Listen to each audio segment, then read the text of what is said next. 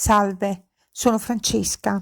Ti presento il mio progetto di ricerca e sperimentazione ed i miei libri Architetture Cammino, dedicati al cammino lento, in alcuni dei tanti luoghi del Friuli Venezia Giulia in cui natura e costruito storico sono ancora equilibratamente connessi. I libri sono descrizioni illustrate e propongono brevi ed agevoli camminate adatte a tutti, anche alle famiglie, per scoprire luoghi poco frequentati, ma meritevoli di valorizzazione, per un turismo sostenibile con beneficio per le comunità locali.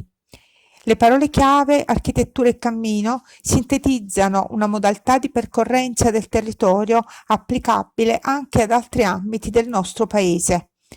Le architetture sono il patrimonio storico-culturale del territorio e comprendono paesaggi antropizzati, insediamenti, tracciati viari storici, edifici e manufatti artistici. Le abbiamo ereditate dal passato. È il nostro compito conoscerle, valorizzarle, trasmetterle al futuro. Il cammino lento consente di conoscere profondamente il territorio, di immergerci nell'ambiente, di mappare gli spazi a dimensione umana.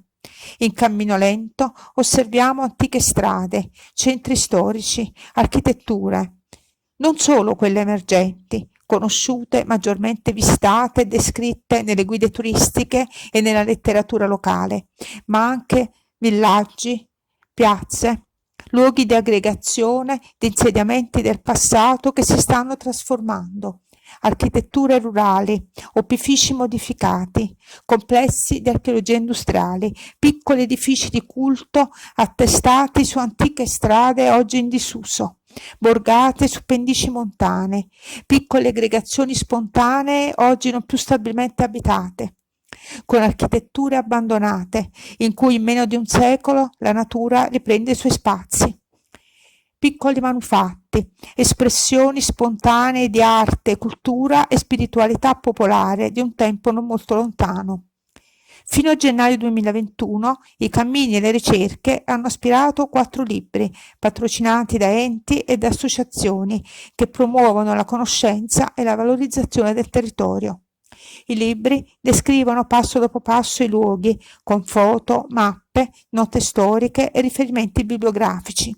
Sono in formato cartaceo ed in ebook, leggibili su tablet o su cellulare, comodi anche da portare in cammino. Il progetto Architetture Cammino è stato presentato ad ottobre 2020 in diretta Facebook con Italia Nostra Onlus, presidio di Pordenone, sul tema La cultura sostiene il territorio, sull'argomento specifico I cammini per una nuova visione del territorio. La collana Architetture Cammino intorno a Spilimbergo, dedicata agli antichi villaggi fuori le mura, finora si compone di 2 volumi dedicati a Baseglia, Gaio, Bacile, recensiti dall'Ente Friuli del Mondo e presentati a settembre 2020 con la Proloco I 2 campanili di Gaio, Baseglia. La collana Architetture Cammino in Valcellina, nelle borgate di Barcis, si compone finora di 2 volumi dedicati a Roppe e Predaia, quest'ultimo censito dall'Ente Friuli del Mondo. Se ti interessa il progetto e desideri informazioni specifiche sui cammini, puoi seguire il mio canale YouTube, le mie pagine Facebook e il mio blog, in cui troverai articoli e racconti illustrati con foto e video. Puoi anche leggere gratuitamente gli estratti dei miei libri. Sotto questo video trovi tutti i links per seguirmi. Se provi il desiderio di scoprire o rivisitare questi luoghi, comincia con una buona lettura.